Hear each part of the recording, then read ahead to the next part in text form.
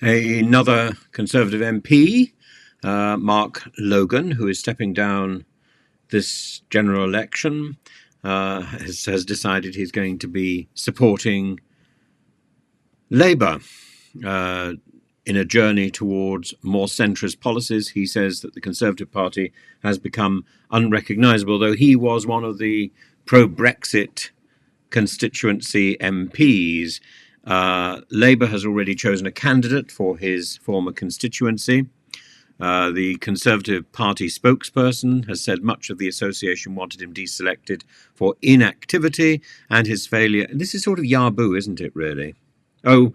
He's gone and he said nasty things, so therefore he wasn't any good anyway. Well, you didn't say that 3 weeks ago.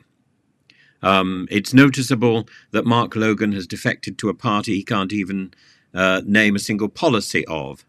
Of shouldn't be at the end of a sentence there. We wish Mark Logan well with the Labour Party, a party that has no plan for the country and would take us back to square one. Well, that's exactly where Mark Logan wants to go. He wants to send everything back to something like it was when he joined 10 years ago. So I'm afraid the people in CCHQ are parodying exactly what Mark Logan is saying. He correctly says that the mood of the country is like the mood in the 1997 election when Tony Blair took control with "Things Can Only Get Better" as the anthem. And he says, when I look back to my teenage years in 1997, when Labour came to the fore at that time, and we obviously heard the song "Things Can Only Get Better," I feel that we're at that point again in British politics and British history. And of course, we have heard the song again, "Things Can Only Get Better." It was played while Rishi Sunak was announcing the general election. Mark Logan says, for my constituents and for the country, it's right that we get some stability back into the UK. We get optimism. We get new and fresh ideas. Logan backed Rishi Sunak to be the Conservative leader. Well, maybe that was because he was not backing Liz Truss. It's time. It's more about the push factor of Conservatives, but the pull factor of Keir Starmer. It's not about the push factor of Conservatives. The pull factor of Keir Starmer, the new cabinet that would come in, the fresh faces, the fresh ideas. I think he's talking a pile of baloney there. It's all about the failure of the Conservatives. It's not about the success of Keir Starmer. Keir Starmer has a long way to go to demonstrate his success. And in fact, he should do that once he's in number 10, not before, because policies and promises now will seem hollow. We are beyond the point where a politician can make promises and be believed that they will be fulfilled.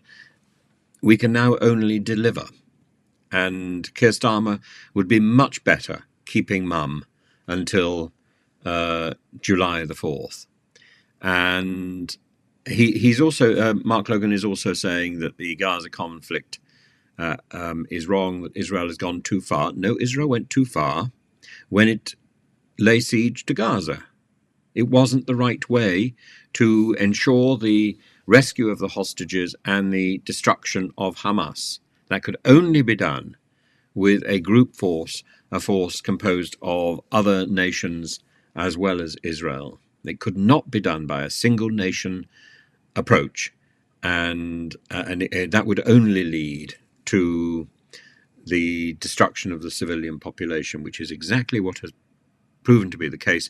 The hostages have not been restored. Hamas has not been defeated. If anything, the tables have turned and Israel has become the pariah state of the Middle East. Mr. Logan has been chair of the all-party parliamentary group on China. He speaks Mandarin. And I would be interested really to know what his thoughts are about the modern position with respect to the power of China, particularly in Asia, but also the role of China on the internet and in social media. I think the way forward is to engage with China. I think the way forward is to engage with Russia. I think the way forward is to engage with Palestine in different ways. And at the same time, I also think it's entirely right to be supporting Zelensky's call for weapons, to be supporting Zelensky's call to defend his country, as also to support Israel's right to self-defense from an attack by terrorists. It's the method of the response which is the concern. It's all about nuance, and I don't subscribe to the tribal approach of the present politics, particularly on the internet. So if you think I belong to one camp rather than the other, I think you're going to have a shock, because I will criticize quite happily both camps, and I'll be doing some videos, I hope, and some talks possibly on Twitter about Rejoin UK, which is a group I think is very positive. I don't think it's big enough now to make a big impact in this present Parliament, but I think it will be a group that will grow, and I would like to wave a flag for Rejoin UK. As far as I know, there's not a candidate standing around me, but it's that I'm afraid is a sadness I must shoulder, and so many people were caught unaware by the timing of Rishi's general election call, but it's right that we go to the polls now, and it's right that the Conservative Party bows out. What worries me is what happens afterwards, and my prediction is that the right wing of the Conservative Party will take over, and the Conservative Party will then be utterly unelectable. The annihilation of the Conservative Party will occur after the general election, not because of the general election itself. We won't see the complete destruction of the Conservative Party, but I think we might see quite a few Portillo moments, which will be interesting. And I suspect one of the biggest will be a loss of his seat, a loss of Jeremy Hunt's seat.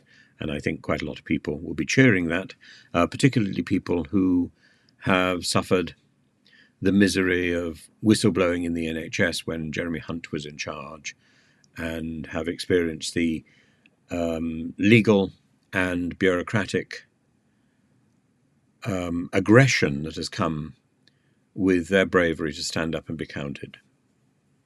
And there's no doubt the order to distract, destroy, deny, and defy the whistleblowers was at least endorsed, if not came directly from the ministry.